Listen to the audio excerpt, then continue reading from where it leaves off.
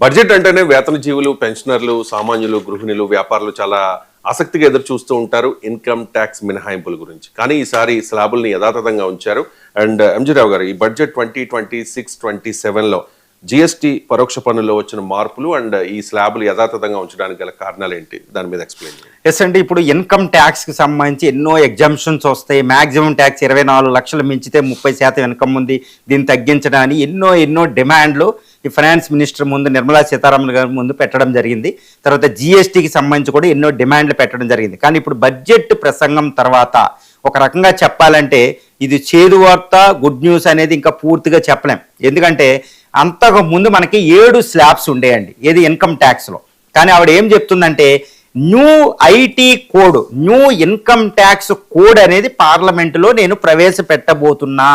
అది ఏప్రిల్ నాటికి అది రాబోతుంది, ఏప్రిల్ నుంచి అమల్లోకి వస్తుంది. కాబట్టి పాతకాలం 7 స్లాబ్సే కంటిన్యూ అవుతాయి అని ఆవిడ చెప్పడం జరిగింది. అంటే ఏంటి, 0 to 4 lakh, 4 to 8 lakh, 8 to 12 lakh, 12 to 16 lakh, 16 to 24, 24 above అని 7 స్లాబ్స్ ఉన్నాయి అనమాట.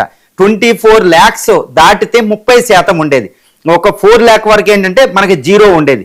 ఇవే కంటిన్యూ అవుతుంది. అంటే 4 to 8 5% టెక్స్ చొప్పున 24 దాటితే 30 lakhs ఇవే, అంటే 30% 24 లక్షల ఇన్కమ్ దాటితే, ఆదాయం దాటితే ఇవే కంటిన్యూ అవుతుంది. 75% 75,000కి ఎగ్జామ్షన్ ఉందండి.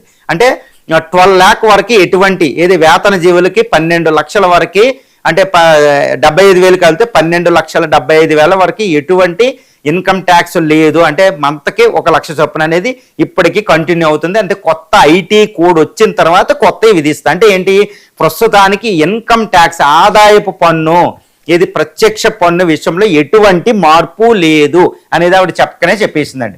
కాబట్టి ఐటీఏలో ఎటువంటి ఎగ్జామ్షన్స్ ఇక్కడ మనం రాలేదు, ప్రస్తుతం అదే కంటిన్యూ అవుతుంది. ఇక రెండోది జిఎస్టీకి సంబంధించి మనకు ఆల్రెడీ గత సెప్టెంబర్లోనే ట్రంప్ టారిఫ్లు విధించిన తర్వాత GST 2 అని ఎన్నో GST రిఫార్మ్స్ తెచ్చారు.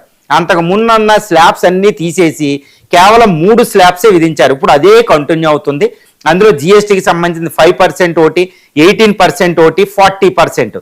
అంటే 5% జిఎస్టీ కొన్ని వస్తువులు, తర్వాత 18% లెవెల్లో కొన్ని వస్తువులు, తర్వాత 40% ఈ సిన్ని ప్రొడక్ట్స్ ఉన్నాయన్నమాట. తర్వాత 0, కొన్నాటికి 0, ఇలాగా 0, 5, తర్వాత 18, 40 ఈ 4 స్లాబ్స్ కింద మనం తీసుకోవచ్చు అనమాట. జిఎస్టీ అదే కంటిన్యూ అవుతుంది. అందులో ఎటువంటి మార్పులు లేవు, ఎందుకంటే మొన్నే పెట్టారు. కానీ జిఎస్టీకి సంబంధించి పెద్ద డిమాండ్, ఆవిడ ముందు పెట్టిన డిమాండ్ రేషనలైజేషన్, హేతుబద్ధీకరణ చేయండి, తర్వాత సింప్లిఫికేషన్, సరళీకరణ చేయండి, తర్వాత కొన్ని జిఎస్టీ వస్తువులను వీటిని తగ్గించండి అని అడిగారు. కానీ ఇక్కడ జిఎస్టీ పర్స్పెక్టివ్లోనే చూడకుండా భారతదేశంలో గ్రోత్, వృద్ధి పదాన్ని ముందుకు తీసుకెళ్లాలన్నా, తర్వాత తయారీ రంగం, మ్యానుఫ్యాక్చరింగ్ సెక్టార్ని పెంపొందించాలన్నా, సర్వీస్ సెక్టార్ని పెంపొందించాలన్నా, తర్వాత అగ్రికల్చర్, వీటికి అగ్రికల్చర్ అంటే అగ్రికల్చర్లో మనకి పన్నులు ఉండవు, కానీ అగ్రికల్చర్ ప్రొసెసింగ్ అయిన తర్వాత ఉంటాయి. అంటే ఆగ్రో బేస్డ్ ఇండస్ట్రీస్కి జిఎస్టీ తగ్గించడం, ఈ మెడికల్లో, టూరిజం వీటికి తగ్గించడం, కొన్ని డ్రగ్స్ మీద తగ్గించడం, ఇవన్నీ ఆవిడ చేసింది. కాబట్టి జిఎస్టీ హేతుబద్ధ అంటే ఫైలింగ్ ఒకప్పుడులాగా ఫైల్ చేయవలసిన అవసరం లేదన్నమాట. సింప్లిఫికేషన్, ఆటోమేటిక్ సర్టిఫికేషన్ అని చిరు ఉద్యోగులకి.